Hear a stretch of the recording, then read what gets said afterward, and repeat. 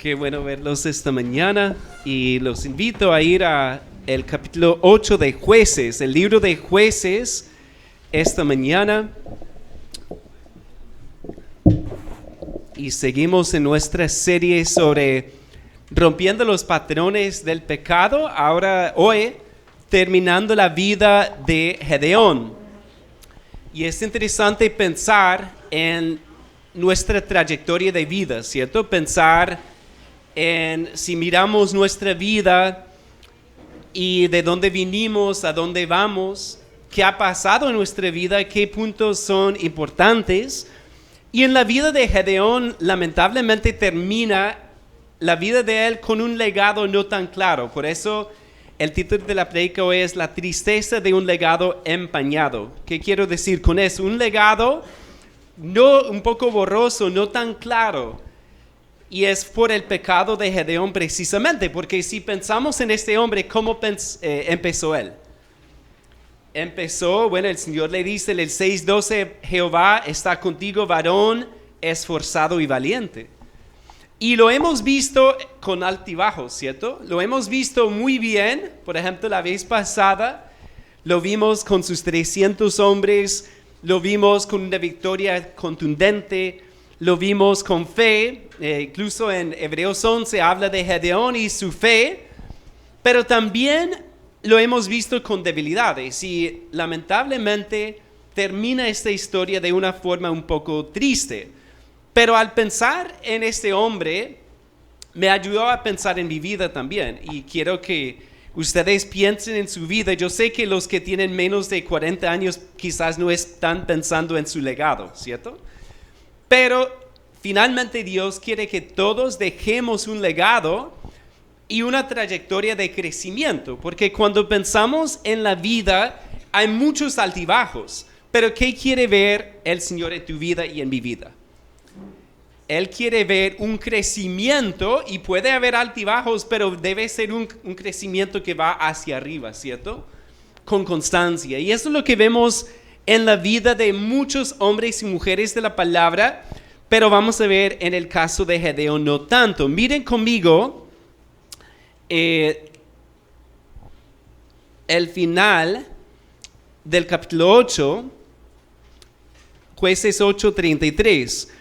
Pero aconteció que cuando murió Gedeón, los hijos de Israel volvieron a prostituirse, yendo tras los Baales, y escogieron por Dios a Baal-Berit, y no se acordaron los hijos de Israel de Jehová su Dios, que los había librado de todos sus enemigos en derredor, ni se mostraron agradecidos con la casa de Jerobbaal, el cual es Gedeón, conforme a todo el bien que él había hecho a Israel. Vemos ahí que termina la historia y nuevamente el pueblo está en la idolatría, ¿cierto? En eso.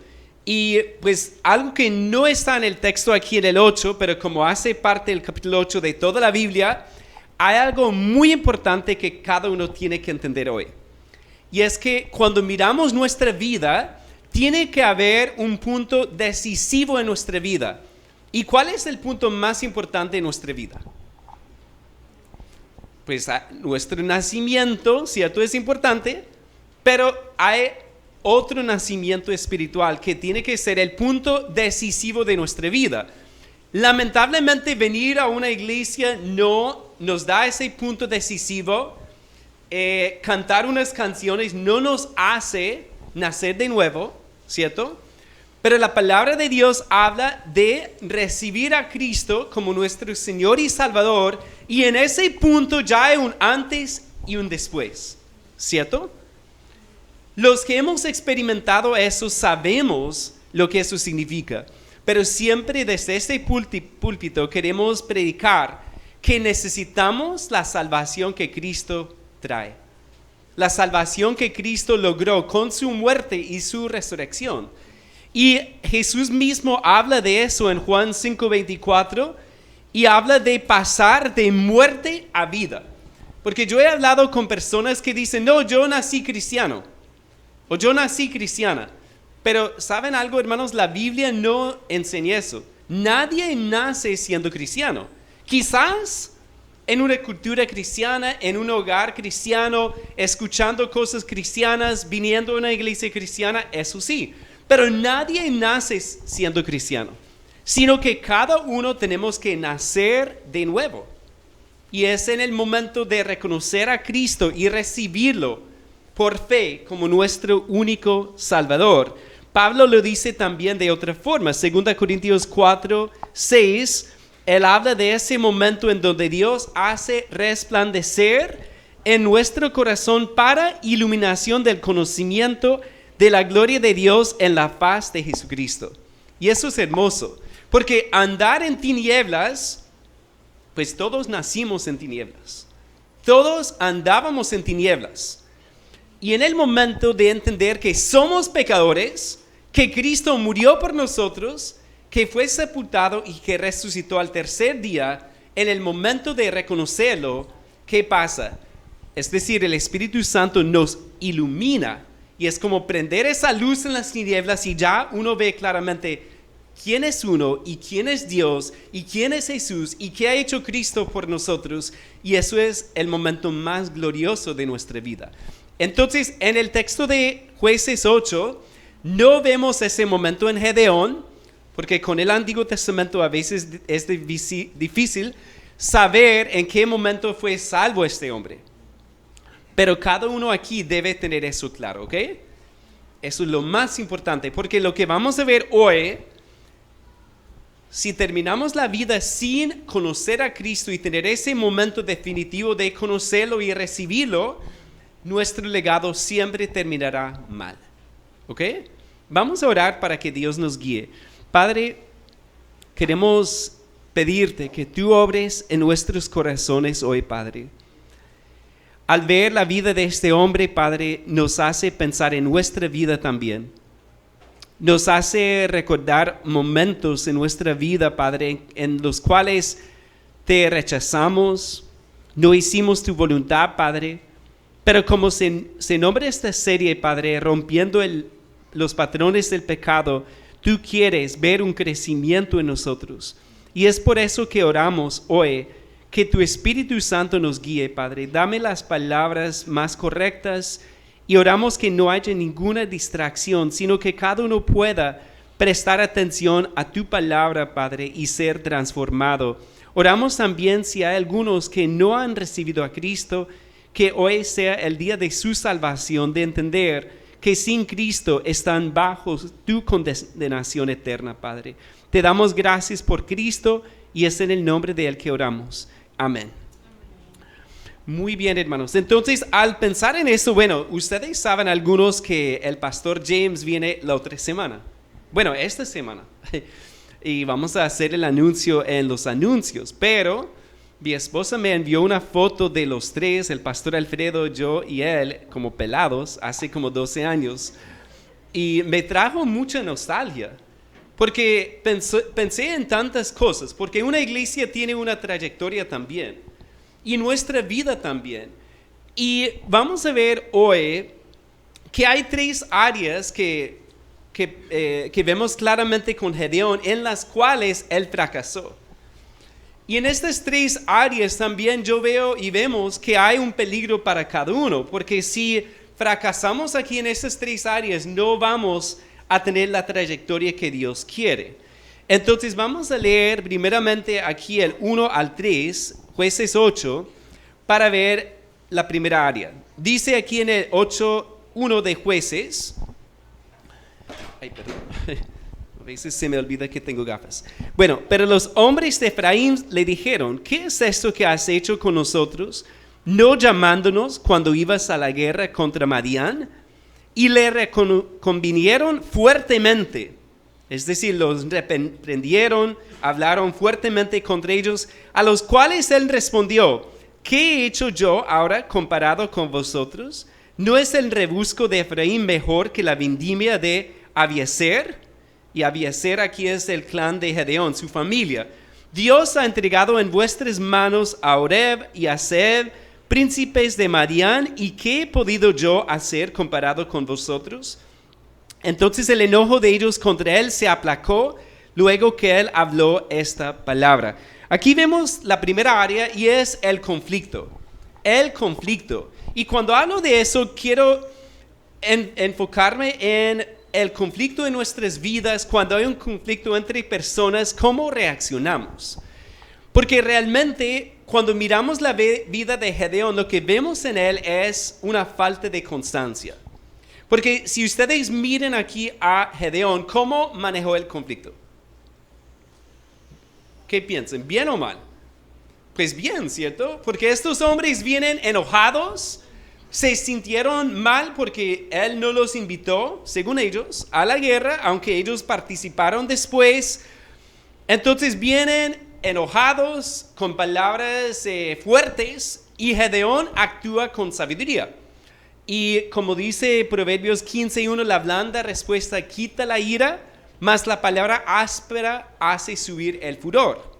Es un buen versículo para memorizar, si no lo tienen memorizado. Proverbios 15:1.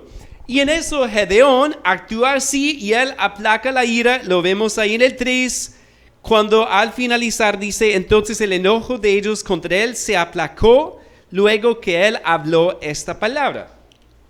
Vemos aquí una muy buena forma de manejar el conflicto.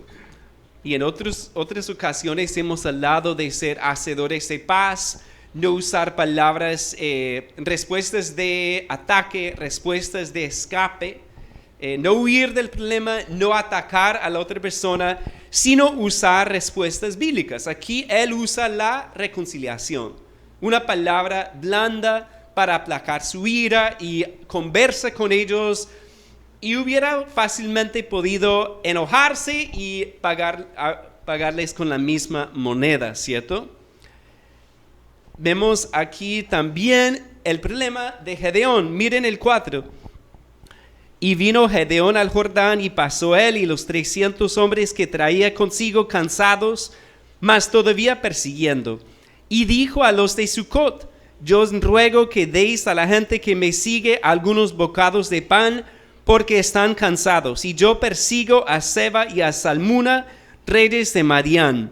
Y los principales de Sucot respondieron, ¿están ya Seba y Salmuna en tu mano para que demos pan a tu ejército?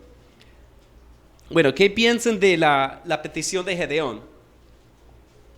Pues es una petición entendible, ¿cierto? Tenían mucha hambre, estaban débiles después de semejante guerra, y estos hombres de Sucot no responden como debían. Pero miren lo que él dice, el 7. Y Gedeón dijo, cuando Jehová haya entregado en mi mano a Seba y a Salmuna, yo trillaré vuestra carne con espinos y abrojos del desierto. De allí subió a Peniel y les dijo las mismas palabras, y los de Peniel le respondieron como habían respondido los de Sucot. Y él habló también a los de Peniel diciendo, cuando yo vuelva en paz, derribaré esta torre. ¿Qué tal eso? Es un poco irónico lo que dice, ¿cierto? Cuando yo vuelva en paz, les voy a derribar la torre. Entonces vemos aquí que Gedeón, como dice Cristo, de la abundancia de la boca de la abundancia del corazón habla la boca. Gracias, hermanos. A veces uno se confunde un poco. Pero el caso es que lo que está aquí en la vida de Gedeón sale porque reaccionó muy bien la primera vez y a los 15 minutos, bueno, no sé cuánto tiempo, al poco tiempo reacciona mal. Entonces vemos una trayectoria inconstante en su vida con el conflicto. Ahora les hago la pregunta, ¿cómo estamos nosotros con el conflicto? Porque a veces manejamos el conflicto muy bien y a veces mal, ¿cierto? El problema es no ser constantes y hacer lo que Dios quiere siempre. Miren ahí el 10. El 10.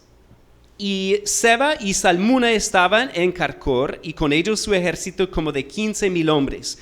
Todos los que habían quedado de todo el ejército de los hijos del oriente, pues habían caído 120,000 hombres que sacaban espada. Subiendo pues Gedeón por el camino de los que habitaban en tiendas al oriente de Nova y de Jogbea, atacó el campamento porque el ejército no estaba en guardia. Y huyendo Seba y Salmuna, él los siguió y prendió a los 2 reyes de Madián, Seba y Salmuna, y llenó de espanto a todo el ejército.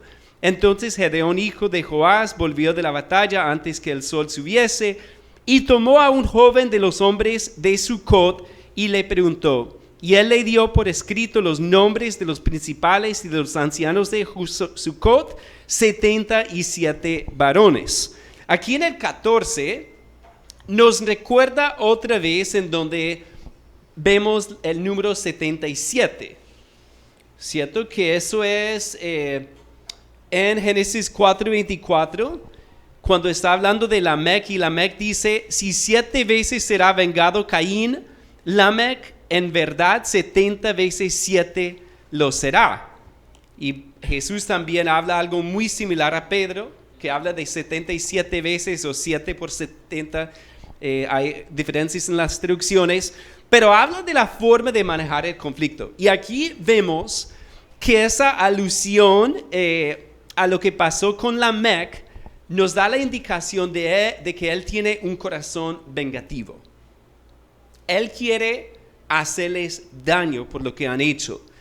Entonces vemos aquí en el 15 también, y entrando a los hombres de Sucot, dijo, he aquí a Seba y a Salmuna, acerca de los cuales me saeristeis, diciendo, ustedes saben esa palabra, yo no sabía esa palabra,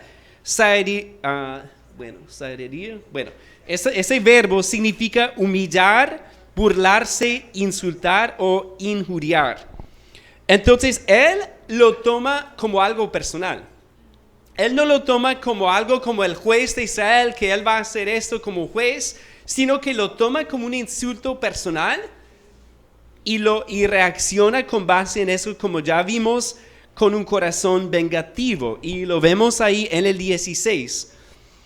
Y tomó a los ancianos de la ciudad y espinos y abrojos del desierto y castigó o literalmente trilló con ellos a los de Sucot. Si nos ponemos a pensar un poco en eso, ¿cómo sería esa escena? Horrible, ¿cierto? Y muchos comentaristas o algunos que leí creen que murieron en eso. Porque eso de usar abrojos y espinos y trillarlos, yo no sé qué hizo exactamente. El texto no es tan claro. Pero el caso es que seguramente los puso ahí acostados y pasó por encima de ellos espinos, abrojos, qué sé yo, y finalmente los trilló, dice el texto. Y más aún, peor, miren el 17. Asimismo derribó la torre de Peniel, ¿y qué dice, iglesia? Mató a los de la ciudad. Él había dicho, cuando yo vuelva en paz derribaré esta torre, pero en su venganza, ¿qué hizo? Por no darles pan, algo pequeño, una ofensa pequeña, él responde, derriba la torre y mata a toda la ciudad. Entonces vemos en el corazón de Gedeón que no maneja bien el conflicto. Ahora, cuando pensamos en nuestra vida, la pregunta es cómo lo manejamos nosotros. Porque en eso, muchas veces si miramos la trayectoria de la vida de alguien de la Biblia, por ejemplo, por no hablar de nosotros, vemos que muchas veces es un conflicto que hace la diferencia. ¿Cierto? Si pensamos en José, un gran ejemplo, él tuvo muchísimo conflicto con sus hermanos, con Potifar, ¿cierto? Pero ¿cómo manejó el conflicto? Muy bien. Entonces, cada conflicto que él manejó, Dios lo usó en su vida para darle crecimiento. Y la palabra dice en Génesis que Dios le ponía, cada cosa que Dios ponía en su mano, crecía con eso. Ya sea en la cárcel, él manejó el conflicto bien y llegó a ser como casi el jefe de la cárcel. Y cuando lo acusaron falsamente, ¿cómo actuó? Con rectitud, con integridad, como Dios quiere. Pero hay otros hombres como Gedeón que son muy fluctuantes, que en algún momento reaccionan bien y a los 15 minutos mal. Y eso es muy triste, porque eso marca la vida. Y la pregunta es en nuestra vida, ¿cómo es nuestra trayectoria con el conflicto? Ya sea en nuestra familia, cuando hay conflicto, ¿cómo reaccionas tú? Hablamos el pastor Alfredo enseñó en la clase sobre los roles del hombre y la mujer, ¿cierto? Y en eso, en el matrimonio, a veces hay conflicto. Y ahí vemos, bueno, ¿cómo vamos a responder? Si reaccionamos mal, ¿qué tenemos que hacer? Reconocerlo, ¿cierto? Y no seguir con ese mismo patrón, sino confesarlo, arrepentirnos y regresar al camino de Dios. Pero vemos aquí con Gedeón que no fue así. Lo mismo en la iglesia. Cuando hay conflicto en la iglesia, el conflicto es ¿recuerdan una palabra? El conflicto es una oportunidad. Eso es una enseñanza bíblica que va en contra de toda nuestra naturaleza. Porque cuando hay un conflicto, ¿qué queremos hacer? Huir, negarlo, atacar, pagar con la misma moneda, y surge todo eso quizás en 2 segundos en el corazón. Yo quiero hacer todo eso al mismo tiempo. Huir, atacar, bueno, todo eso al mismo tiempo, porque el conflicto saca lo que hay en nuestro corazón y eso duele. Pero no podemos hacer como Gedeón, porque Dios quiere que reaccionemos de una forma diferente. Ahora, cuando pensamos en nuestro Señor Jesucristo, ¿será que Él tuvo conflictos en su vida? Y siendo hombre perfecto, siendo Dios, ¿y cuántos conflictos tuvo? Con discípulos, con sus enemigos, con los líderes de la nación, pero ¿cómo reaccionó Él? Cuando tenemos un conflicto, ¿qué tenemos que hacer? Pues los animo a leer Romanos 12.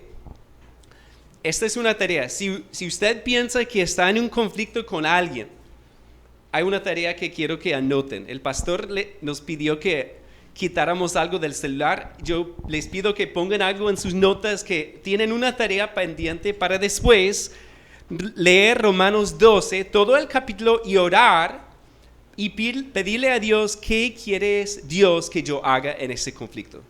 ¿De acuerdo? Pero les voy a leer un poco del pasaje, Romanos 12, 17 al final. Escuchen lo que dice Dios. No paguéis a nadie mal por mal. Procurad lo bueno delante de todos los hombres. Si es posible, en cuanto depende de vosotros, estad en paz con todos los hombres. No os venguéis vosotros mismos, amados míos, sino dejad lugar a la ira de Dios, porque escrito está: mía es la venganza, yo pagaré, dice el Señor. Así que si tu enemigo tuviere hambre, dale de comer. Si tuviere sed, dale de beber. Pues haciendo esto, ascuas de fuego amontonarás sobre su cabeza. No seas vencido de lo malo, sino vence con el bien el mal. Es maravilloso meditar en eso y dejar que el Espíritu obre en nuestro corazón, ¿cierto?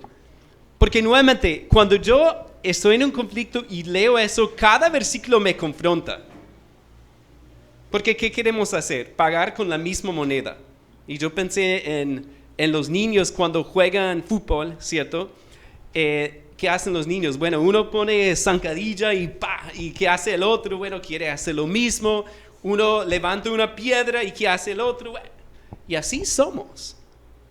Pero la palabra de Dios nos da una forma diferente. ¿Y de quién aprendemos eso? De Cristo, ¿cierto? Porque cuando pensamos en Cristo, ¿cómo reaccionó Él ante las palabras de la gente, ante el maltrato, ante las bofetadas, ante todo eso? Él venció con el bien y el mal. Definitivamente en esa cruz, que es la forma más cruel de morir en este mundo, en toda la historia humana, fue la forma más cruel, y Él lo hizo por amor. Él lo hizo para transformarnos, para enseñarnos y quitarnos ese corazón vengativo, sino darnos un corazón tierno, un corazón de carne y no de piedra. Eso es lo que hizo nuestro Señor. Vemos aquí entonces que realmente hay algo muy importante, hay un área muy peligrosa que es el conflicto. ¿Cómo actuamos ante el conflicto? Y algo irónico del texto, miren conmigo el capítulo 2 de Jueces, el versículo 3. Leímos este versículo hace quizás un mes o 2 meses, no recuerdo. Pero Jueces 2, el versículo 3, hablando de las naciones y sus dioses, miren el 2:3. Por tanto, yo también digo, no los echaré delante de vosotros, sino que serán azotes para vuestros costados, y sus dioses os serán tropezadero. Y cuando regresamos a Jueces 8, miren el 16, y tomó a los ancianos de la ciudad y espinos y abrojos del desierto, y castigó, trilló con ellos a los de Sucot. ¿Qué vemos aquí? Que lo que hicieron las naciones, Gedeón llega a hacer lo mismo. Entonces las naciones y sus dos dioses eran azotes, y ya Gedeón llega a ser un azote para su propio pueblo.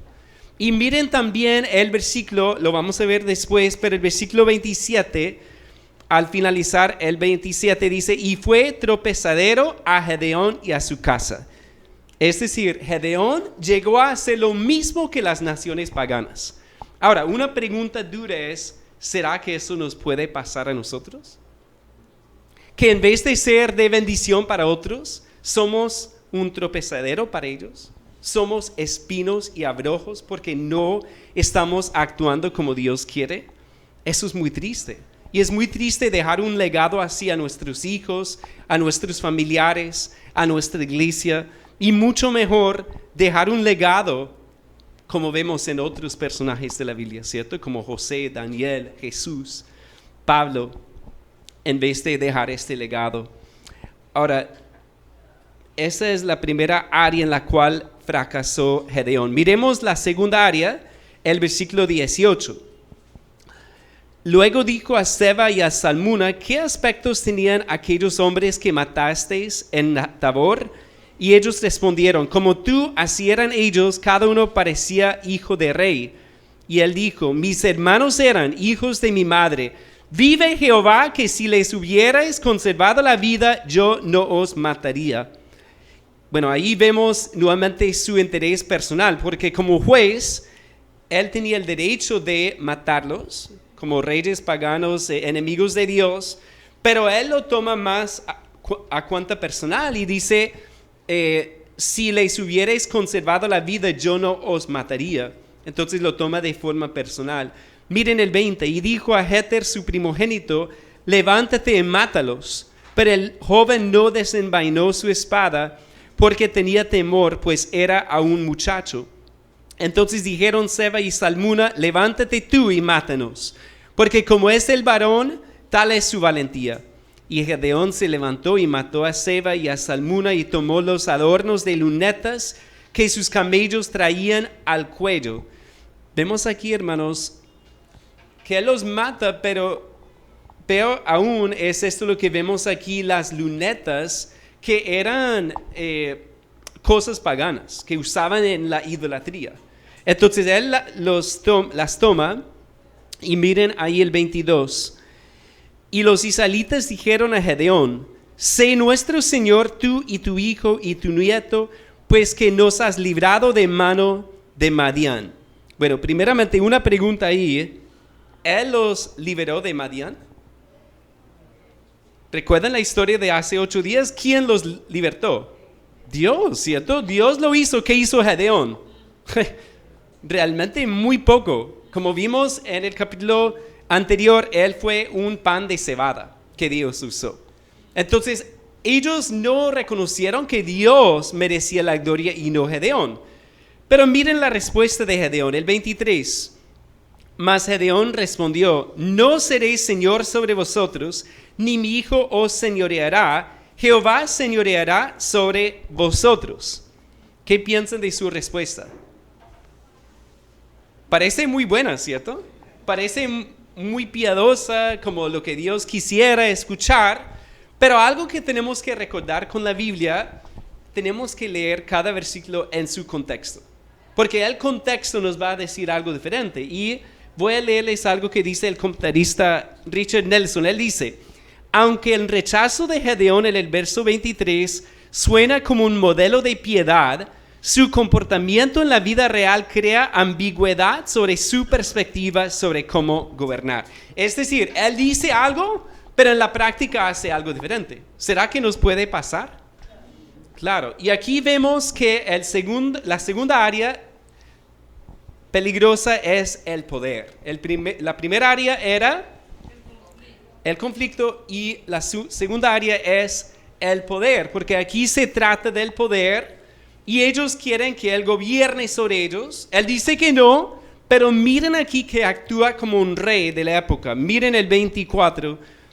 Y les dijo Gedeón: quiero haceros una petición, que cada uno me dé los zarcillos de su botín, pues traían zarcillos de oro, porque eran ismaelitas. Ellos respondieron: de buena gana te los daremos. Y tendiendo un manto, echó allí cada uno los zarcillos de su botín. ¿Esto les suena a otra historia de la Biblia? ¿Recuerdan el becerro de oro? Cuando Aarón dijo lo mismo: denme sus zarcillos de oro, y hizo un becerro de oro. Y vemos aquí que Gedeón, como un rey pagano, quiere el botín, quiere el oro. Obviamente él dice que no quiere ser rey, pero el oro sí se lo recibo. Y el 26, y fue el peso de los zarcillos de oro como él pidió, 1,700 ciclos de oro. Eso equivale a 19 kilos de oro. Imagínense eso, 19 kilos de oro que él va a recibir. Dice: sin las planchas y joyeles y vestidos de púrpura que traían los reyes de Madián. Ahí el color púrpura era el color de la realeza. Entonces él recibe los vestidos de ellos, ¿cierto? Y sin los collares que traían sus camellos al cuello. Y Gedeón hizo de ellos un efod, el cual hizo guardar en su ciudad de Ofra. Y todo Israel se prostituyó tras de ese efod en aquel lugar, y fue tropezadero a Gedeón y a su casa. Y aquí yo antes pensaba que un efod era como esta camiseta, ¿verdad? O algo así. Pero en este caso, el efod es casi como una coraza metálica, de oro, con joyas y todo. Él hace eso y lo pone en su ciudad natal. ¿Qué quiere el hombre? Pues obviamente dice no querer ser rey, pero en la práctica está tratando de figurar. Quiere poner un lugar de adoración, o bueno, se convierte en eso muy pronto, y vemos aquí que es tropezadero para él y para su casa. Entonces, por eso podemos decir que dice algo y hace lo opuesto. Y finalmente miren el 31. También su concubina, que estaba en Siquem, le dio un hijo. Bueno, aquí las concubinas eran mujeres como esposas de segundo rango, como esclavas casi, y también era algo de los reyes paganos, porque el rey que quería muchas mujeres y muchas concubinas, obviamente por muchas razones, pero para mostrar su grandeza, su poder y su gloria. Entonces lo vemos ahí también, con el poder luchaba. Y finalmente el verso 31, y le puso por nombre Abimelech. Esa palabra en hebreo, es importante. ¿Ustedes saben la palabra Abba en hebreo? Abba, ok. Abba significa padre. Abba, padre, ¿cierto? Ab es una contracción de esa palabra, y Abi significa mi padre. Melech es la palabra rey en hebreo. Entonces, ¿qué quiere decir el nombre de su último hijo? Mi papá es el rey. ¿Qué tal? Él dice, por un lado, yo no quiero reinar sobre ustedes, yo no quiero tener autoridad, que el Señor señoree sobre ustedes, pero hace todo lo que hace un rey pagano para tener autoridad y dominio sobre ellos. Hasta llamar a su hijo, mi hijo es, o mi papá es rey. Y vamos a ver, la próxima prédica de Jueces, vamos a ver que Abimelech resulta un hijo terrible, porque lo que sembró Gedeón se cosechó con este hijo. Y vemos ahí su mal manejo del poder. Y realmente, cuando miramos la vida de las personas en la Biblia, muchas veces el manejo del poder marca su vida. ¿Será que eso puede pasar con nosotros? Porque el poder que Dios nos da puede ser una autoridad que Él nos da, pero ¿qué hacemos con eso? Y yo recuerdo a un hermano que me contó incluso de un vigilante en una clínica, y él dice que me contó que este hombre era el dictador de esa clínica, de esa puerta, que tenía autoridad sobre una puerta, pero se hizo sentir esa autoridad. Entonces él decía, no, casi tenía que rogarle, arrodillarse para pedirle entrada a la clínica para pasar ahí, ¿cierto? Entonces en eso la autoridad puede ser en la empresa, puede ser en la familia también, que hay conflictos a veces sobre el poder. Bueno, ¿quién manda? ¿Cierto? Entre la familia extendida a veces hay luchas, ¿cierto? Entre miembros de la familia, y ahí tenemos que mirar cómo manejamos el poder. Ahora, pregunta, ¿será que esto también puede pasar en una iglesia? En otras iglesias, ¿cierto? Aquí no. Pero en eso también a veces tenemos que aceptar lo que Dios ha hecho en nuestra vida, ¿cierto? Con la autoridad que ha establecido en la iglesia, con la relación a veces en los ministerios puede haber un líder, pero ¿cómo reaccionamos ante ese líder?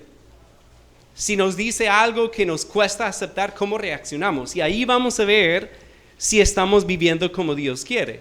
Porque eso nuevamente saca lo que está en el corazón, pero tenemos que trabajar eso. Trabajar lo que está en el corazón y someterlo al Señor. No reaccionar como lo hizo Gedeón, que decía una cosa, pero en la práctica decía otra cosa. Es una hipocresía. Y eso nos puede pasar a todos, ¿cierto? Fácilmente decimos algo con la cabeza, decimos que sí, pero con nuestras acciones no lo decimos. Y eso, de hecho, hay un libro de la Biblia, Tercera de Juan. Escuchen esto, hablando de una iglesia, dice, yo he escrito, esto es el apóstol Juan, yo he escrito a la iglesia, pero Diótrefes, al cual le gusta tener el primer lugar entre ellos, no nos recibe. Por esta causa, si yo fuere, recordaré las obras que hace parloteando con palabras malignas contra nosotros, y no contento con estas cosas, no recibe a los hermanos, y a los que quieren recibirlos se lo prohíbe, y los expulsa de la iglesia. Ahí, ¿cuál fue el problema de este hombre? Su relación con el poder. Que él tenía poder y no quería someterse a la autoridad apostólica. Él quería tener la autoridad y hacer su voluntad en la iglesia, y esto lo llevó a reaccionar mal y usar palabras malvadas, malignas, dice el apóstol Juan, contra los apóstoles. Y también no recibió a los hermanos porque tenía el poder y no quiso soltarlo. ¿Cierto? Qué triste. Pero cada uno debemos pensar cómo es nuestra relación con el poder en nuestra familia, en nuestro empleo, en nuestra iglesia, en nuestro país, ¿cierto? ¿Cómo es nuestra relación con ese poder? Y lo más triste sería ser como Gedeón, como él dice ahí en el versículo 23, no seré señor sobre vosotros, ni mi hijo os señoreará, Jehová señoreará sobre vosotros. Qué triste es decirlo y no actuar de acuerdo a nuestras palabras. Ahora, cuando pensamos en Cristo, Él es el mejor ejemplo de esto, porque en Filipenses 2, 6 y 7, dice, el cual, siendo en forma de Dios, no estimó el ser igual a Dios como cosa a que aferrarse, sino que se despojó a sí mismo, tomando forma de siervo, hecho semejante a los hombres. Y vemos ahí en Cristo el ejemplo, es decir, ¿qué autoridad tenía Cristo? Toda autoridad, ¿cierto? Él es Dios, Él es perfecto, Él tenía toda autoridad en el cielo, pero ¿qué hizo? Se despojó a sí mismo y vino para servirnos, y nosotros debemos tener el mismo sentir que Él tenía. Me gustan las traducciones que dicen, tengan la misma mentalidad de Cristo. Esa mentalidad de decir, yo no tengo que aferrarme al poder, porque si Dios quiere que otra persona lo tenga, yo puedo soltarlo, ¿cierto? Pero eso muestra madurez, eso no es fácil, pero es seguir a nuestro Señor Jesús. Ahora, cuando una persona no sabe hacer eso, lo más triste es verlo al final de su vida tratando de agarrarse de ese poder, y eso es feo, hermanos, eso es feo, ¿cierto? Muy feo eso. Y a veces uno escucha de un legado así, que alguien ha dejado, que estaba peleando con todo el mundo hasta el último momento de su vida. Pero qué triste. El Señor no quiere eso. Miremos el 29 para ver la última área en la cual fracasó Gedeón. 29. Bueno, voy a leer el 28 porque no lo leímos. El 28. Así fue subjugado Madián delante de los hijos de Israel y nunca más volvió a levantar cabeza. Y reposó la tierra 40 años en los días de Gedeón. Bueno, eso suena como los otros jueces que hemos visto con... los que hemos visto, Otoniel, Ahod, Débora, etc., dice eso, que descansó la tierra. Pero aquí vemos un patrón diferente, algo diferente, porque después de eso normalmente decía que el juez murió y descansó la tierra y después ellos regresaron a la idolatría. Pero aquí vemos que dice que reposó la tierra 40 años y en el 29, miren lo que dice. Luego Jerobaal, hijo de Joás, fue y habitó en su casa. Da la impresión aquí de que Gedeón llega a cierto punto y dice, hasta aquí llegué y voy a mi casa para descansar. A diferencia de los otros jueces que siempre terminaron la carrera bien, hasta el momento, pero este hombre no. Entonces él se va a su casa, se pensiona, dice, ya hasta aquí no voy a jugar más, hasta aquí llego, ¿cierto? Y miren lo que hace el 30. Y tuvo Gedeón 70 hijos que constituyeron su descendencia, porque tuvo muchas mujeres. También su concubina que estaba en Siquem le dio un hijo y le puso por nombre Abimelech.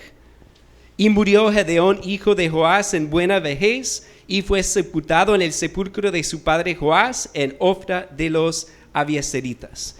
Ahí vemos la tercera área peligrosa. ¿Cuál fue la primera? El conflicto, el poder, y aquí vemos la familia. La familia.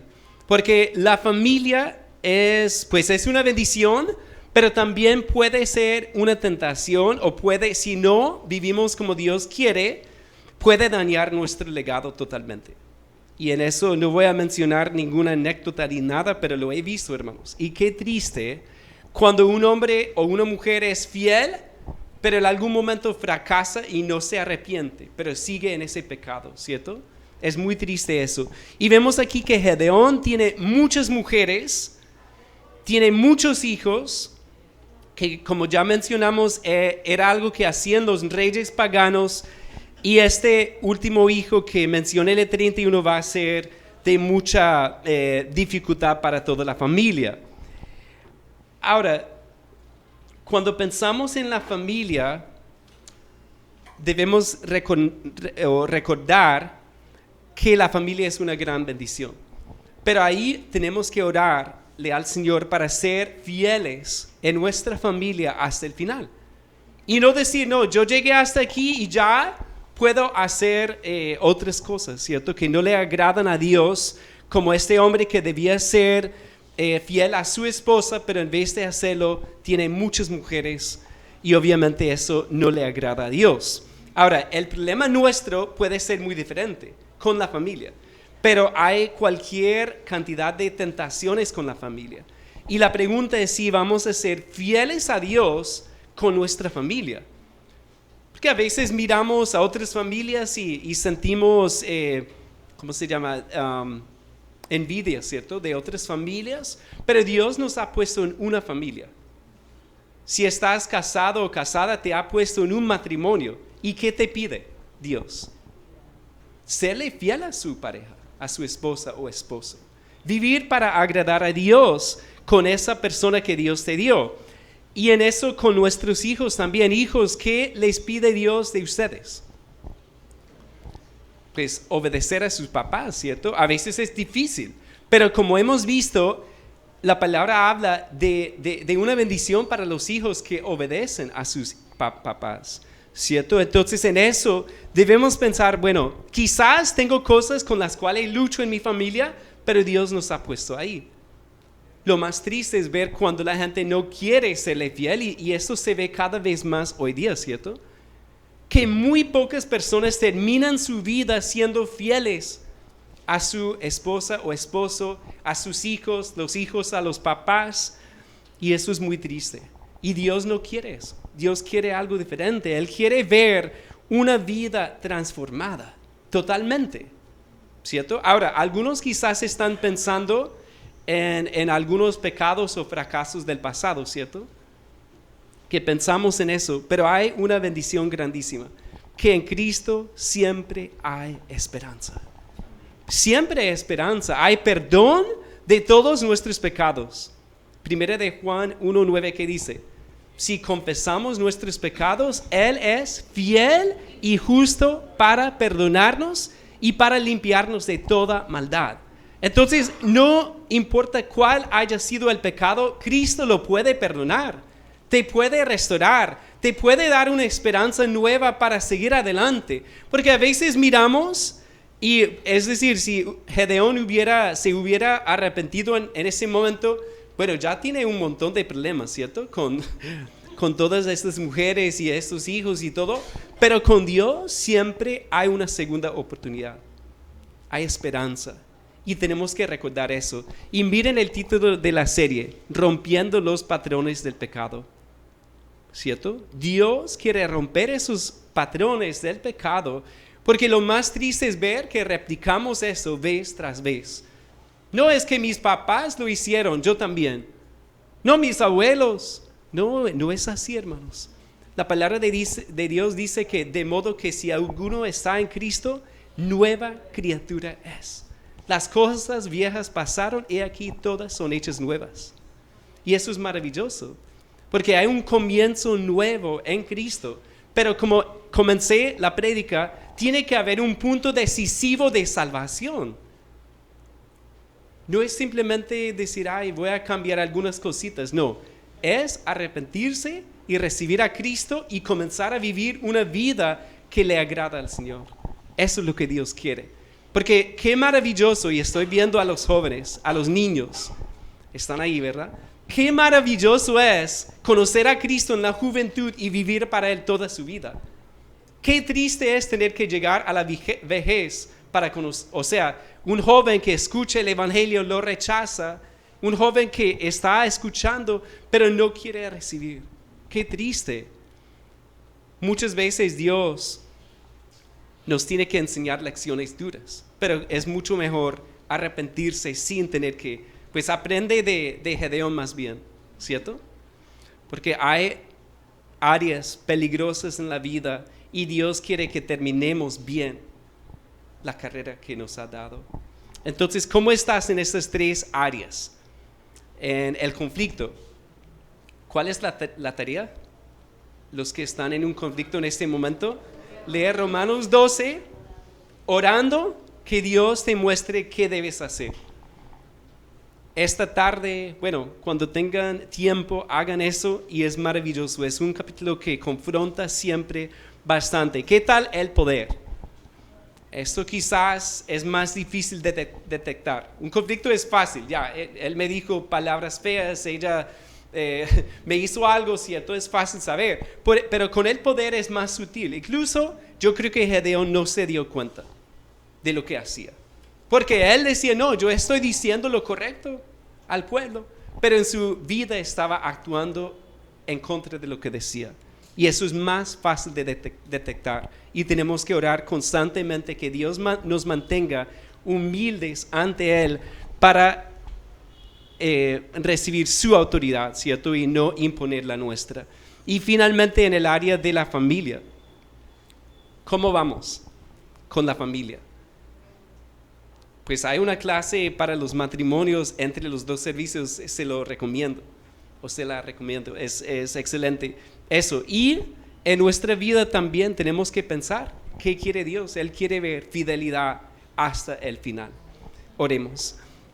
Padre de la gloria, te damos gracias por tu palabra. Padre, confronta bastante el pensar en la vida de este hombre, Padre, que tú usaste de maneras muy especiales, Padre, con algunas victorias maravillosas, Pero es triste verlo al finalizar su vida con un legado empañado, Padre. Un legado no tan claro, borroso, Padre, con contradicciones entre lo que hacía, lo que decía, con pecados en su corazón, Padre, un corazón lleno de amargura tal vez, o un corazón vengativo, Padre. Y es por eso que acudimos a ti esta mañana, pidiendo que tú obres por tu Espíritu en nuestra vida, Padre.